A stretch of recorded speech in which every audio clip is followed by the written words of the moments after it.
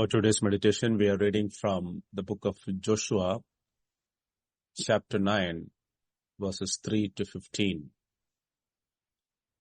But when the inhabitants of Gibeon heard what Joshua had done to Jericho and to Ai, they on their part acted with cunning and went and made ready provisions and took worn-out sacks for their donkeys and wineskins, worn out and torn and mended, with worn-out patches, sandals on their feet, and worn-out clothes. And all their provisions were dry and crumbling. And they went to Joshua in the camp at Gilgal and said to him and to the men of Israel, "We have come from a distant country, so now make a covenant with us." But the men of Israel said to Hivites, "Perhaps you live among us. Then how can we make a covenant with you?" They said to Joshua, "We are your servants." And Joshua said to them, "Who are you?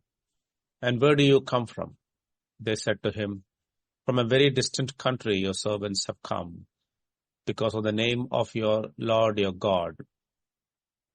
For we have heard a report of him and all that he did in Egypt, and all that he did to the two kings of the Amorites who were beyond the Jordan, to Sihon the king of Heshbon, and to Og king of Bashan, who lived in Ashtaroth. So our elders and all the inhabitants of our country said to us, 'Take provisions in your hand for the journey and go to meet them, and say to them, "We are your servants. Come now, make a covenant with us.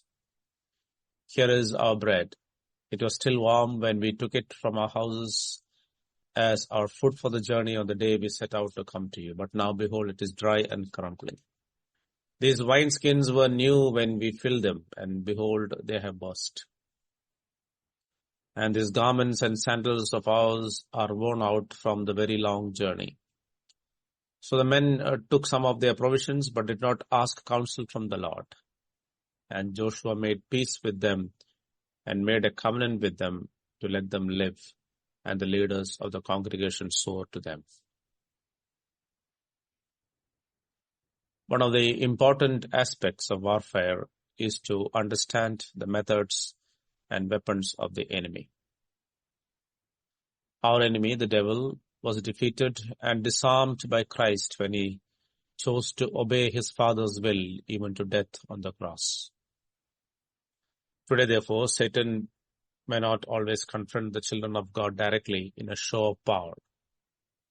Still, the scriptures warn us again and again to beware of his deceit or his snares.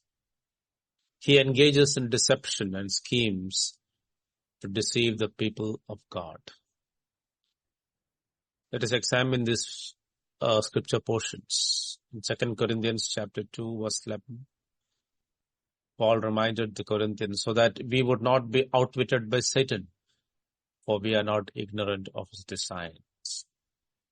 In Ephesians 6:11, Paul exhorts the Ephesian believers to put on the whole armor of God, that you may be able to stand against the schemes of the devil. 2 Corinthians chapter 11, verse 3, "But I am afraid that as the serpent deceived Eve by his cunning, your thoughts will be led astray from a sincere and pure devotion to Christ." Revelation 12 talks about the great war in heaven. In verse 9, "And the great dragon was thrown down, that ancient serpent who is called the devil and Satan, the deceiver of the whole world. He was thrown down to the earth, and his angels were thrown down with him." When other kings of Canaan heard about what the Israelites did to Jericho and Ai, they all came together as one to fight against them. One may think that this is a dangerous moment in the history of Israel. But in reality, the Lord their God had given the Canaanites into their hands. With all their might and unity, Israel need not fear them. Yet, a greater danger was just around the corner. The Gibeonites were a Canaanite clan who lived nearby and would soon be forced to face Israel in war. Therefore, they acted speedily to protect themselves through deception. They pretended that they were ambassadors from a country far away who had heard of the God of Israel and the great victories he was giving his people. They begged that they might be allowed to enter into a covenant with Israel. Without consulting their God, Joshua and the leaders of Israel entered into a peace treaty.